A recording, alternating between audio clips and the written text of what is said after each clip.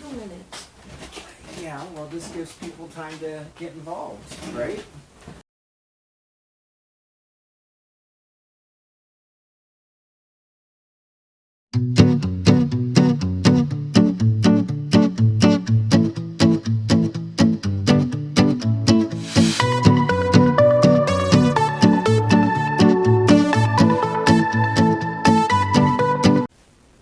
So we're live. We're going to give some people some time to come in and talk to us in the chat.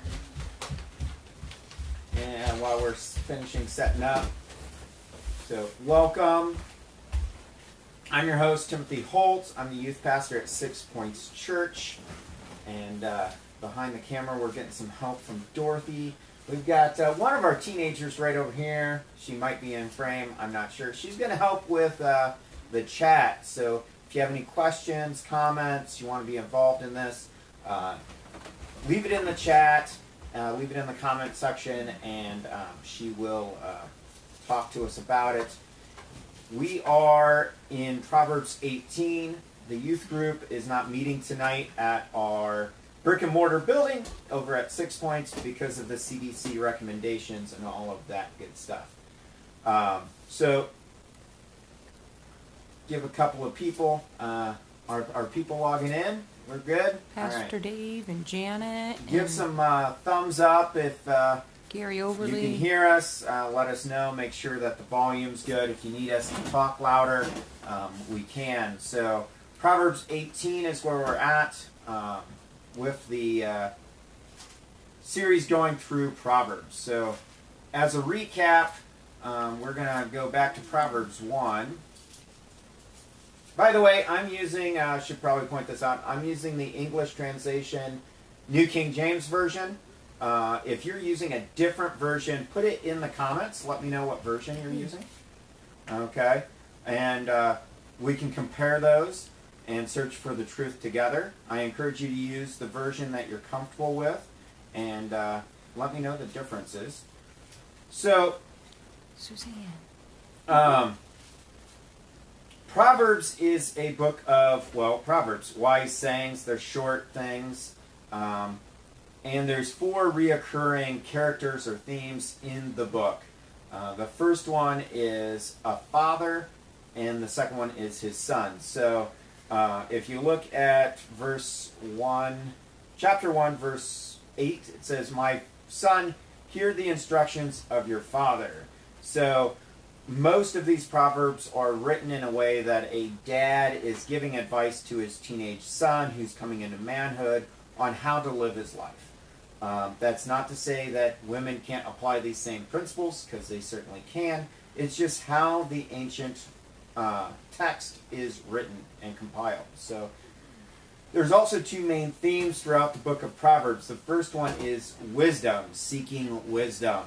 So we want you to seek wisdom, and wisdom is often portrayed as a woman or a lady that should be sought after. And then the other one is the fool or foolishness. Foolishness is meant to be shunned or avoided pretty much at all cost. For our teenagers, Tori here can confirm this.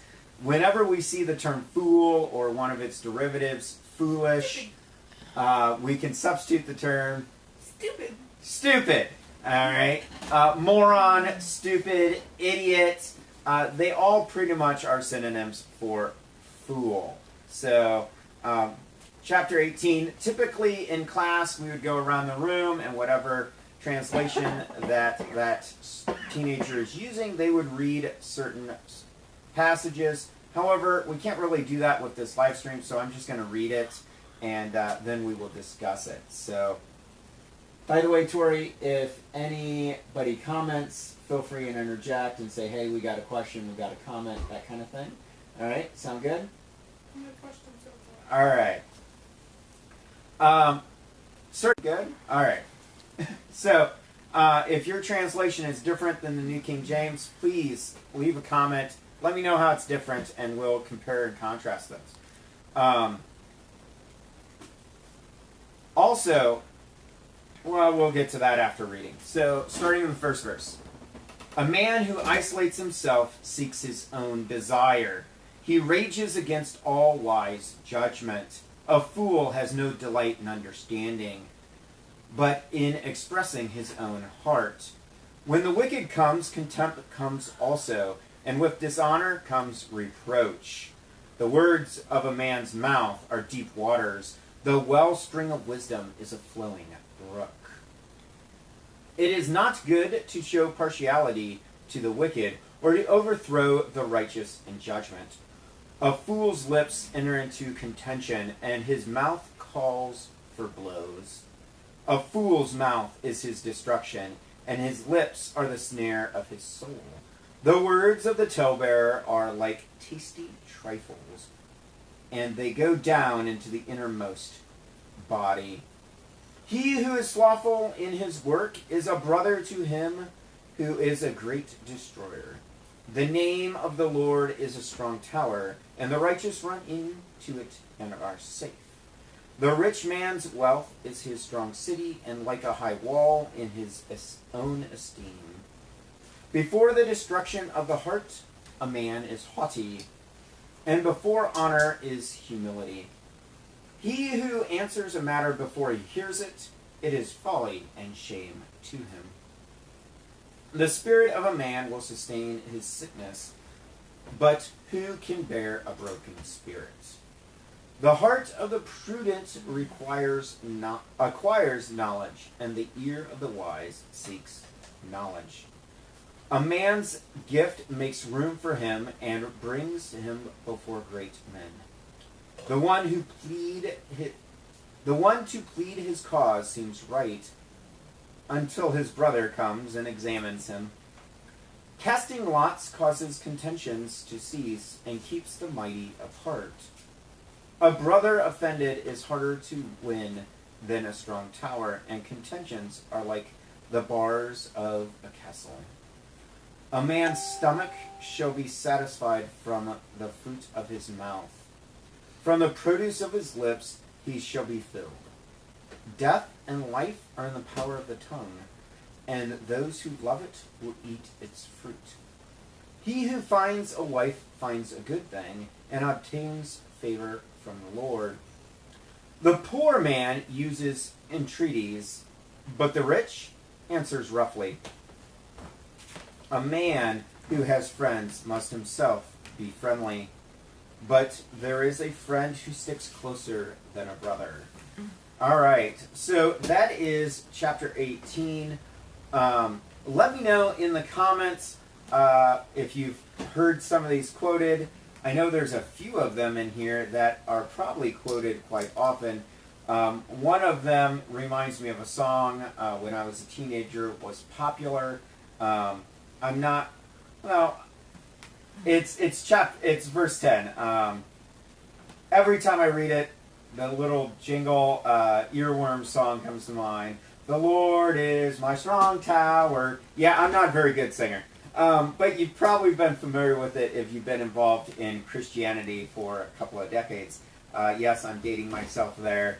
But it's a popular song. The chorus is a direct quote of that verse.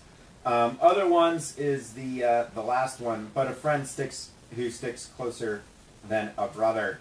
I know a lot of theologians and pastors and people of that nature say this is referring to Jesus of Nazareth, the Christ, as an Old Testament reference to the coming Messiah, sticking closer than a brother. Let me know your favorite verse. We're going to shift it over to Tori. Any comments yet? Nothing? All right, well, we're going to get you involved here. So what sticks out in this chapter to you? What do you like as you try to hide behind the blankets? It's no different than class. It's just our class got really big, like entire world size. It's open to the public. So what do you got? What'd you take note of? Nothing. All right. Hey. All right. Well, I'm going to tell you my favorites. Okay. My favorite proverb in this is 15, because I like to seek the truth. I like to be I don't have to be the most knowledgeable person in the room, but when I find I'm not, I gravitate to them and try to find out, what they know. It's just who I am. So it's 15, and that is, the heart of the prudent acquires knowledge, and the ear of the wise seeks knowledge. Without knowledge, we can't be prudent. I like one definition of prudent. It's the ability to say no. It's going, you know what? Yeah, I'm not going to do that. That's not a good idea. And the ear of the wise seeks knowledge. Listen to that. Another one area that sticks out is the fool, which we see it reoccurring here. The fool has no delight in understanding or being able to understand knowledge. The stupid. So when I was a teenager, generally it was considered insulting to call someone stupid. It probably still is. But that's the whole point of Proverbs. It's to be insulting when the proverb says a stupid person or a fool doesn't delight in understanding and expresses his own heart. Yeah, that's what stupid people do. They overreact. They don't take their time and go, you know what? Let's see what the truth is. Let's go from there. Okay.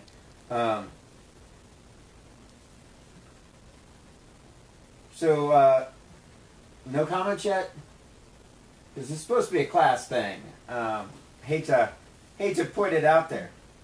But I'm getting told by the person behind the camera that we have some comments. So We have comments, but there's no questions. okay, what's the comments? Read some comments for me. Oh, you want me to read it? You're supposed to be helping me out here. We got yup, you, hello from Adam, or hello Adam. God bless you guys. Hello everybody. We got Elizabeth watching. So great job, Tim. Proud of you. Okay, all right. Leave in the comments what English translation you like to use. Okay, I like to use a variety. My phone's actually being used for the camera, so I can't bring it up. Some digital copies, but I like YouVersion's Bible app because there's just a ton of resources there. I like Lexham English Bible as well. However, I don't have a paper copy of it, so I'm using this one. This is pretty cool. Let me know what verse in chapter 18 you guys like, and let's have a discussion here. It's kind of fitting. We're being told by the CDC because of this whole Mexican beer virus. I know it's from China. It's a joke. All right, relax before I get those kind of comments. But it's telling us to shy away. And Pastor guy I know, I follow him on YouTube. He put it this way. He showed a clip of a German pastor of a big mega church, several thousand people, who straight up told his congregation Sunday, if you don't come to church, you're going to hell. And I just don't think that's wise. That's a pretty extreme thing. But he said his response, and I like it, was the apostles were told, if there's any sick be among you, call on the elders and have them come to you, lay hands on you, pray for you. I noticed that nowhere does it say, hey, if you're sick, come to church. So if you're sick, right now, this is my way of coming to you, okay? I want to pray for you, so don't worry about coming to the brick and mortar building down the street. If you're sick, stay home. Okay, we will come to you.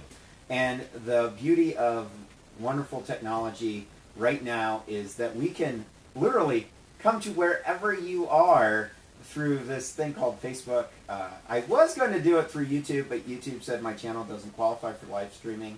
So maybe it will in the future, but it doesn't right now. So we're going to port this over to YouTube and get from there. All right. So, but verse 1, a man who isolates himself seeks his own desire. He rages against all wise judgment. Okay. All wise judgment. the extremes are a problem. I don't think if you don't come to church Sunday morning because you're sick, you're going to hell. Actually, I don't think that at all. I think, conversely, you should probably get a hold of the elders of the church, Pastor Dave, Pastor Diana, Kim. If you're not a 6 Points or in this area, you can get a hold of your local congregation leaders. All right. So we got a few more people coming in. Get a hold of your local leaders in the church. Ask them to come and pray for you, okay? Don't come to church. Mom, turn it down. We're getting some feedback loop that sounds like, okay? So, but don't do that. However, if you isolate yourself, you're going to seek your own desire. You're going to rage against wise judgment. Jesus echoes this when he says, don't forsake the assembling of yourselves together. The beauty of Facebook is we can do that with this interaction. So I'm getting a plus finger here from behind the camera. We good? Elizabeth said, we use the NLT at youth group.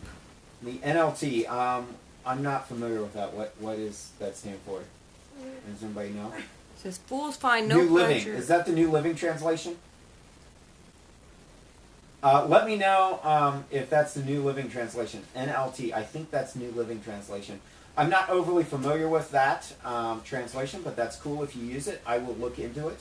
That is the New Living. New Living. Okay. All right. So if some of those proverbs are worded slightly different, let us know in the comments, because, again, all I have right now is this one. So I would love to see some of the differences, because I know depending on what English translation you're using will depend on how the wording is set up. So there's word for word, there's phrase for phrase, and then there's these ones called paraphrases, where they take an entire section and translate the entire section. Okay, the Amplified Bible is a very popular translation, paraphrase translation. So the King James Version is a word for word. The New King James Version is considered a word for word. The NIV is considered a paraphrase. What do you call it? Section. They take a sentence and translate the sentence. Statement translation. So, but just to clarify, in case you're wondering, a friend of mine that I've been talking to, he's a good guy. However, he is not a Christian, and he wonders why I believe all of this stuff that he calls nonsense. All right, because we don't have the originals. There is not a single original copy left in existence, because they were written on things like papyri and scrolls and paper that rot and decay. But we do have hand-me-downs, if you will.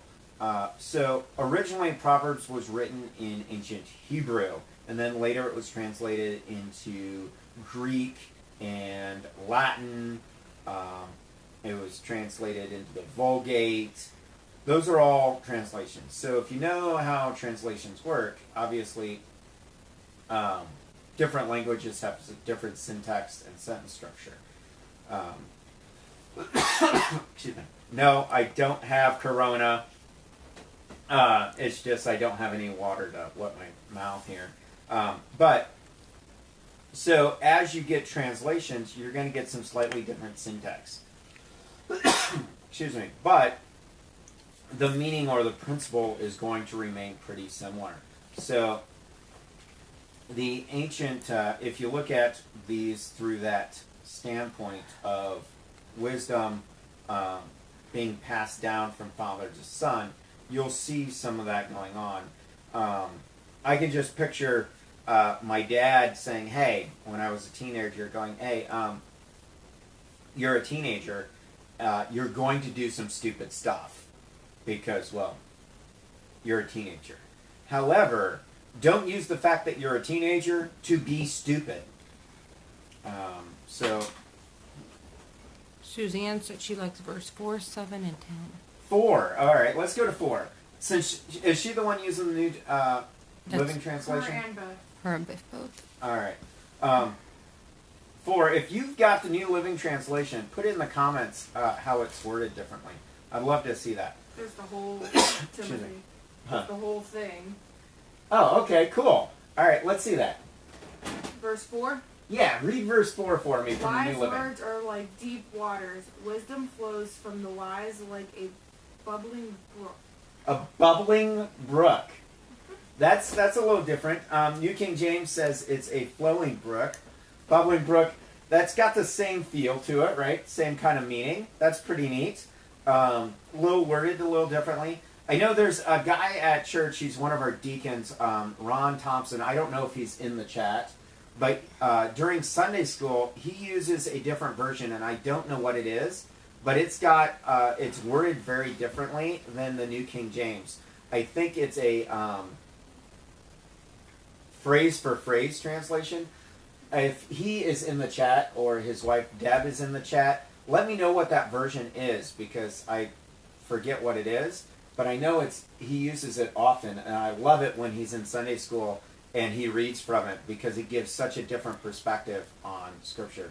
Do you know what it is? Okay. I'm talking to the person behind the camera, by the way, when I asked that. But if you're in the chat and you know what version that is, let me know. Let's see, what was another one? Verse 7. Okay, so verse 7, New King James says, a fool's mouth is his destruction, and his lips are the snare of his soul. What do we got for the New Living? The mouths of fools are their ruin. They trap themselves with their lips.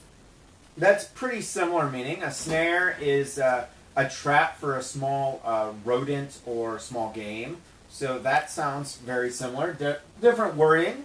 That goes back to the translation thing. I don't know how many of you speak Spanish, but I speak a little bit of Spanish, like un poco or un poquito, depending on which dialect you're using. All right, but my Spanish teacher in high school, he pointed out that if you take English, excuse me, for example, hello, my name is Timothy Holt, and you translate it into Spanish, it would be hola, mi amo Timothy Holt. But if you take it word for word, it's going to be slightly different. Spanish definitely takes puts some adjectives behind the noun, where English puts it before the noun, like red. Crayon.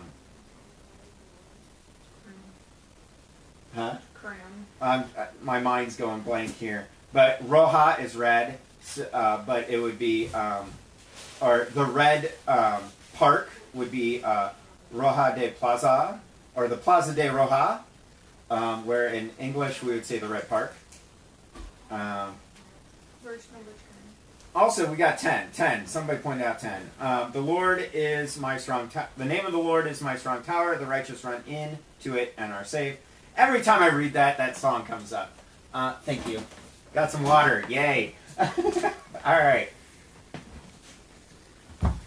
Much better. All right. So before we go to verse 10, if you are a teenager and you're in the 6 Points area, on Wednesday nights, we generally have food and beverages, so we don't really have this whole dry mouth thing going on. But we usually have some type of food available, snacks.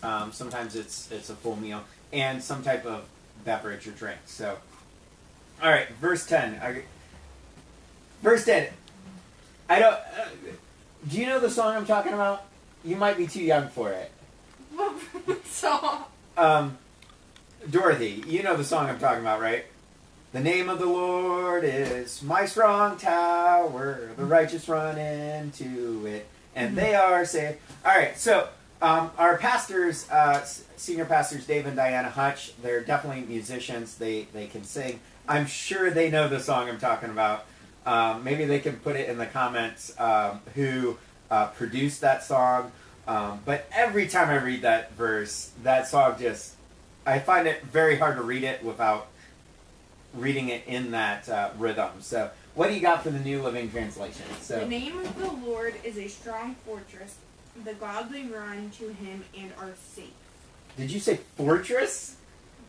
Wow, see, when I read it and I see a strong tower, I think of a watchtower on a wall. Okay. That's just what comes to mind is like, the watchtowers in the Great Wall of China. You got the watchtowers. But fortress, when I think of fortress, I'm thinking like this sprawling complex that's just impenetrable fortress that an enemy can besiege, but good luck with that kind of thing. That's kind of interesting. I kind of like fortress a little better, though. That's a different translation. I like that. Anybody else got, in the comments, got a verse that sticks out to them? Those are the only ones that have the good verses. Okay, all right. I do see, speaking of strong city, fortress, we've got 11 that says a man's wealth is his strong city. But then if you skip over, you got 19. And 19 says, or 18, 19. A brother offended is harder to win than a strong city. I don't know about any of the rest of you, but some of those rich people, they live in gated communities, they have armed guards, it's crazy. Good luck trying to steal stuff from their house and break in there. But if you offend your brother, it's harder to win him back than to conquer a strong city. I have 3 brothers. We've had disagreements, we've had differences throughout our lives. But sometimes it's hard to go to your brother, your family, and say, you know what, I screwed up, man. I'm sorry, forgive me, and have them actually believe you. So, Suzanne wants to know, what's the YouTube link for? Yeah, because Biff put a YouTube link. I don't know. What is it? Okay. To watch. Oh, is it to watch me? Oh, okay. So I have 2 YouTube channels. One is a personal channel. It's my name. The other one is 90 and Out. Excuse me. So 90 and Out.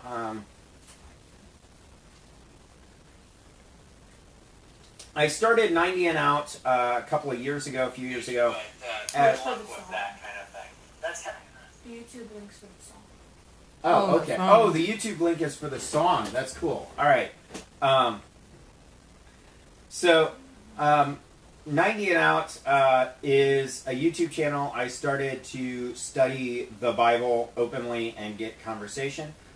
So check it out. The YouTube link is for the song. Oh, verse 10.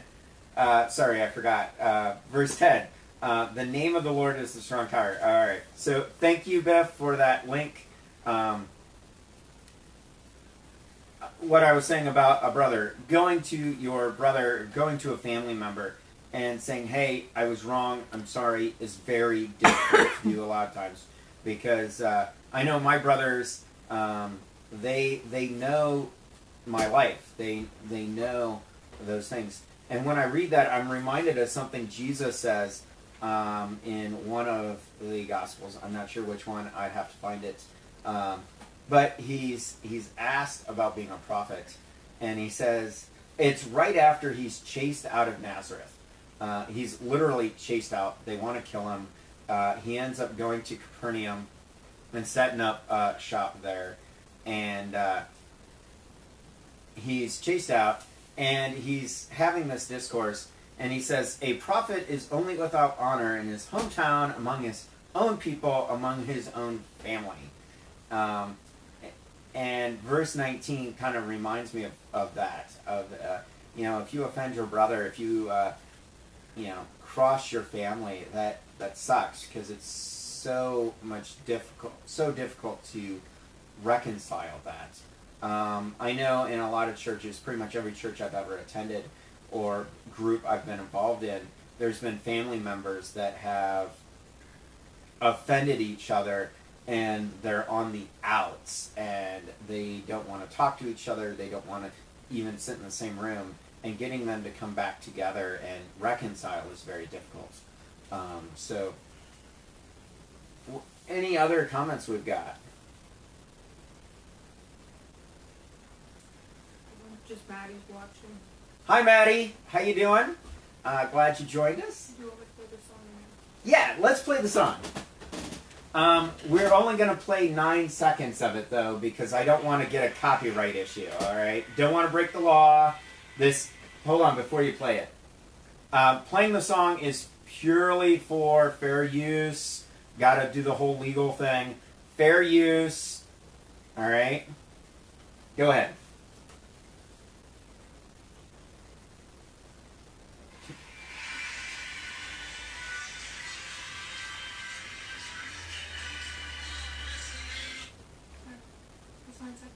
Oh, all right. Get us to a chorus, though.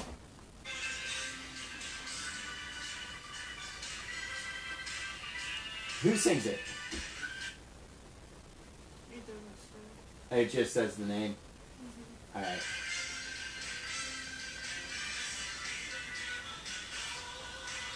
Yeah, that's the song.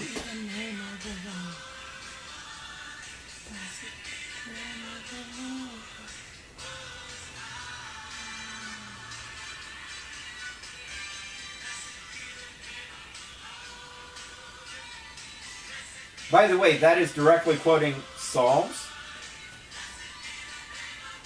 Just saying. I'm going to stop it. Fast forward.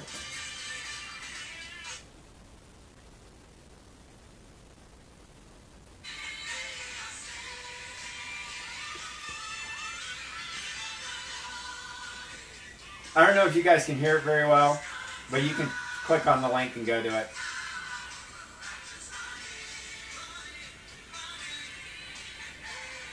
All right, that's good. All right, so in preparing for tonight, a friend of mine, pointed out that he liked verse 21, Proverbs 18:21. Death and life are in the power of the tongue, and those who love it will eat its fruit. That's quoted quite often. You can kill people with the words you say. Like, literally, there's been studies done that show suicidal people usually have been bullied, usually have been ridiculed, socially outcasted, that kind of thing. So be mindful of what you say. We're going to, unless you guys want to keep going with conversation in the comments, we're going to be drawing this to a close, okay? So I'm going to leave this with that. Life and death are in the power of the tongue. So if you are in the 6 points area and you're not busy on Sunday, oh, we got some more going in. All right. So we'll keep going. That's fine. We'll keep this moving. I'm getting told that we've got more people logging in. It's not loading. Oh, we're having some issues with hers loading the chat, but behind the camera, I'm getting told we're getting more involvement. So that's great. Suzanne says that's really important to emphasize on. Be careful with what you say. All right. So Suzanne, yeah, it's true. I know sometimes people have told me that I'm blunt and crude. I try not to be. I try to be mindful. It's something about that. Along with chapter 18, if you notice the shirt I'm wearing, actually Tori's wearing the long sleeve version of this. I'm going to give a real quick plug to a guy named Joe Valentine. All right, Joe Valentine is our state youth director for Church of God Prophecy here in Pennsylvania. And he came up with this design along with some other people. Excuse me. It's from our youth convention over this weekend. So this past weekend, we took some youth. There was 9 of us that went from our local church here at 6 Points. There was, I think, around 200 people in attendance. It was great. But on the back, Tori, stand up here. I like what it says on the back. It's the theme. And it says, I don't know how well you can see that. It says, A Light on a Hill, PA Youth Convention 2020. Thanks. March 13th and 14th. Yeah. A light on a hill, all right? You can't hide a light on a hill. It shines everywhere. But I liked one thing that we did in that, and that was these little cards here. Do you have yours still? You don't have to go Mine's get upstairs. it. All right, you don't have to go get it. It's fine. All right, but I like this exercise, okay? So I kept mine in my Bible. And Proverbs, so there's 31 chapters. I'll get to this card. Hold on. There's 31 chapters in Proverbs. And when I was younger and even now, occasionally I will do this. If you take a chapter from Proverbs and read it every day, so today is the 18th, right? Yeah. Today is the 18th, which is kind of fitting when we're reading chapter 18. But if you take that day on the calendar and you read that proverb, it will change your life and how you view things. So if it's the first day of the month, read chapter 1. If it's the 31st day of the month, read chapter 31. And if you do that throughout the entire month, you read all of the book of Proverbs, which is pretty cool. Most months. If not, you'll end at chapter 28 or 30. Okay. So, chapter 18. But I mentioned that 15, verse 15, acquiring knowledge and seeking knowledge really sticks out to me. And Joe, over Youth Convention, had us write on these cards. On one side, we were supposed to draw a picture or write something that we struggle with, something that is a problem in our life, because we all have them. We all have vices. We all have foolishness. We all have that stupid thing that just, we know we shouldn't be doing it. We know those thoughts shouldn't be bothering us, but they do. Paul says it was a thorn in his side. Okay? Peter was a loudmouth who stuck his foot in his mouth all the time. Okay?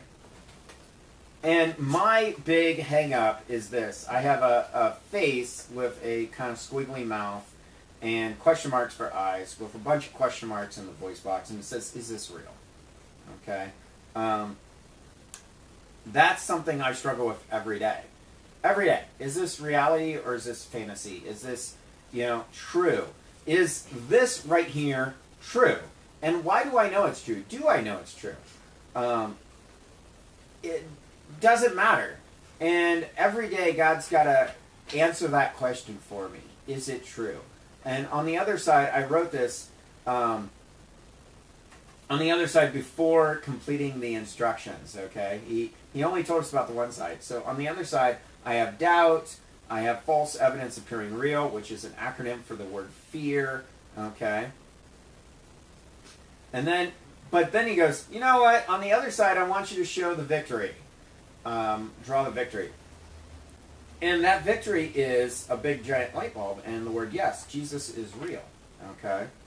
We know historically he's real. We know this because we can look at the evidence.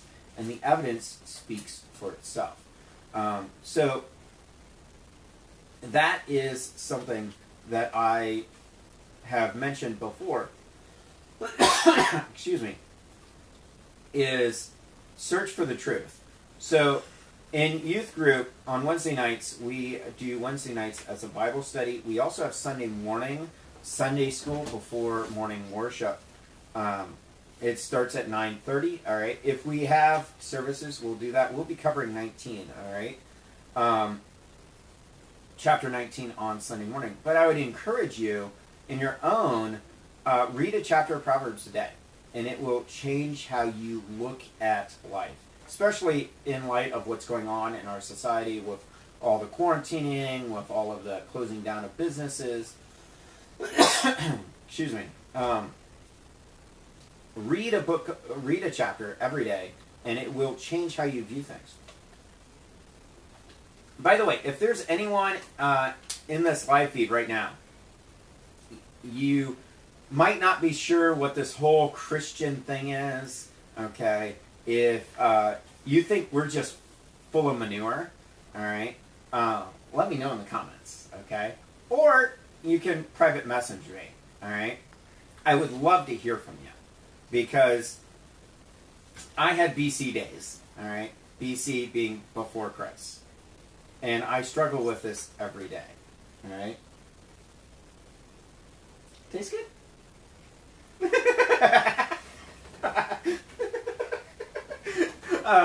I do struggle with this every day. Is it real? I want to search for the truth. So I encourage the teenagers to bring their own Bible. In our classroom, we have a shelf that has just a ton of Bibles on it. I think it probably has 2 dozen Bibles.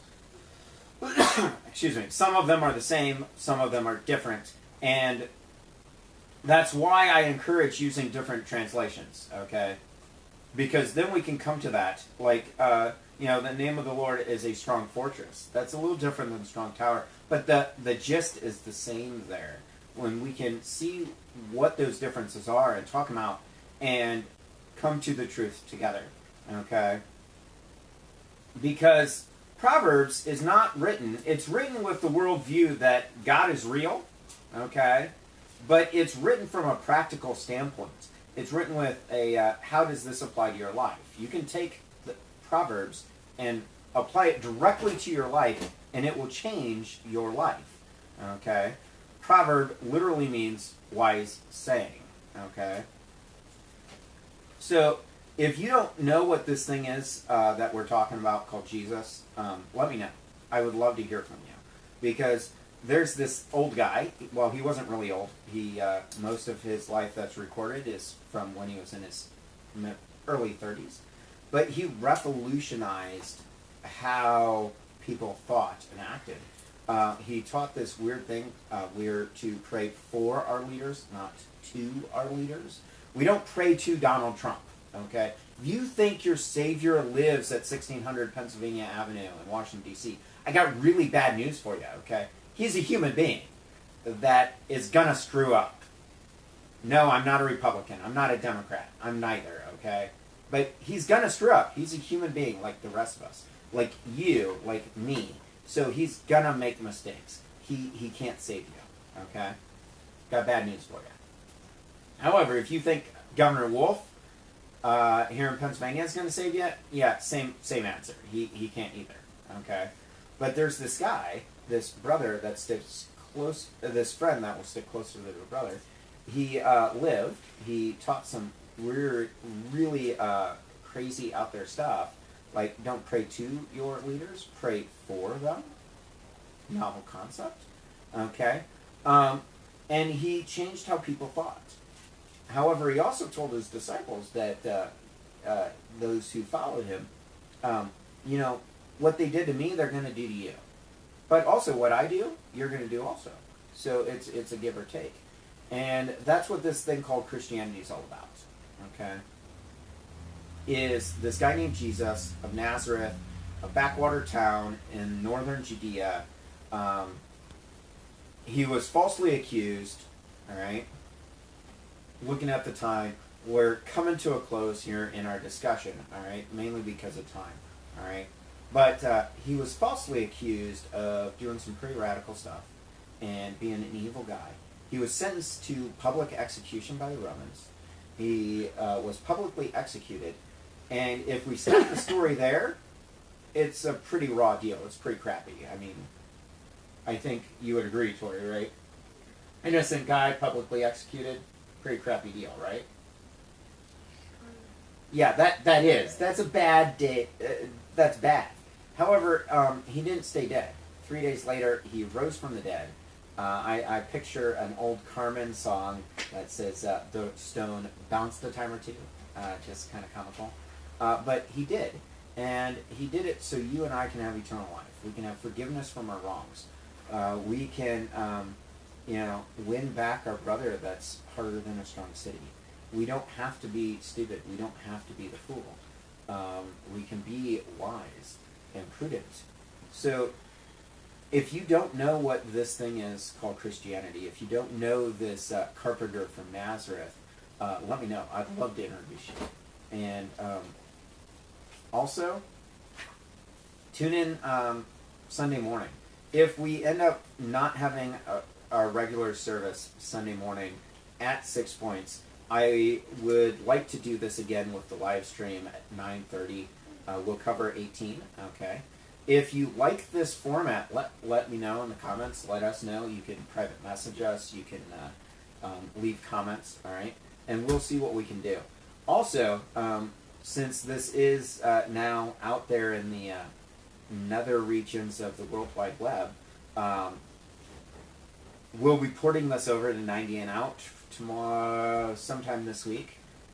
Maybe do some editing for some of the downtimes, but maybe not. Maybe do a direct port. So you can check it out there. If you know any teenagers in the 6 Points area, let me know, because I would love to meet them, love to talk to them, and tell them, hey, is this real? Yeah, it's real, and I can prove it. So, one last thing before we call this a close. We have a box in our classroom called Shout Out. It's a wood box. Excuse me. It is a wood box, and when we're done with going through Proverbs, we need some material, some subjects. So I encourage teenagers to, you can sign your name, you can do it anonymously, but leave a shout out, a piece of paper with some subject in there. This is a challenge to anyone and everyone.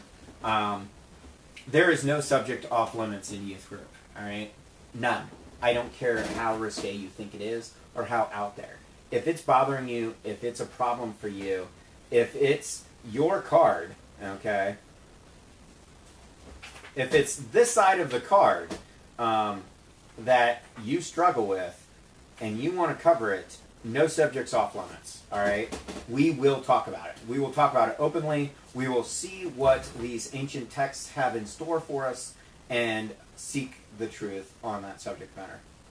There is not a single subject in this collection of 66 books that doesn't cover whatever you're facing, okay? Suicide's in here. Incest is in here. Crazy betrayal is in here. I mean, you can watch soap operas all day long, but pick it up, read it. It's phenomenal what this thing covers, okay? And we will cover it. If you're not able to get to that shout-out box, you can private message me. You can private message Dorothy Holt. She's also in this. We work together, and we will talk about it openly, honestly. There's no condemnation here. There's only salvation. So, whatever the subject is, one of our teenagers, he wanted to talk about hockey, and he wanted to know how hockey. Yeah, Tori's laughing because she was in that class. He wanted to know how hockey is covered in the Bible, and I pointed out that Paul uses sports and training for sports quite often in his letters to the churches, and he references the Greek Olympiads and how training for them is a daily thing. So it's all here. If you want to take me up on the challenge, I'd encourage it. Come up with some subject that isn't covered in the Christian Bible, and we'll seek it out together. So we're going to close this. First of all, last thing, real quick, I'd like to thank Dorothy, who's been covering our camera work and making sure we stay live during this process. Tori for joining me and helping with the comments. She's been helping out quite a bit. And everybody who logged in, every single one of you. So we're going to close out with prayer, because we are instructed, if there be any sick among you, call on the elders and have them lay hands on you and pray for you. I can't physically lay hands on you through this medium for obvious reasons, but we're going to pray for you. If you're suffering from fear right now, if anything is ailing you, I want to pray for you. All right? So, God, you are an awesome God. Phenomenal. Wonderful. If I defined you, you wouldn't be worth worshiping. But you are the creator. You are the one who created us. And as such, you are awesome. Awe-inspiring. Right now, there are people watching this. There are people who will watch this. And you know everything about them. You know their entire story, which is great. You can meet them where they are at, and you can wave that proverbial magic wand and make everything right, but I don't necessarily think you're going to. I think instead you're going to show them who you are through whatever they are going through. So no matter what that is, whether it's this whole coronavirus thing or the flu or whatever. I know there is one of the teenagers, one of the members of our youth, He has had the flu for the past week, and he's been home quarantined and pretty sick. And you can touch him right now. You know exactly who I'm talking about, and his family. You are awesome, God. Also, if there's anyone watching this and they don't know what this thing is that is Jesus, they don't know him, open their eyes, open their hearts, that they come to the knowledge of who you are, because you're awesome. Amen. Mm-hmm. All right, thank you for tuning in. If you like this format, let me know. And this is Timothy Holt with 6 Points Church Youth Group saying, God bless you, and don't take my word for any of it. None of it, not a single bit. Pick it up, read it for yourself.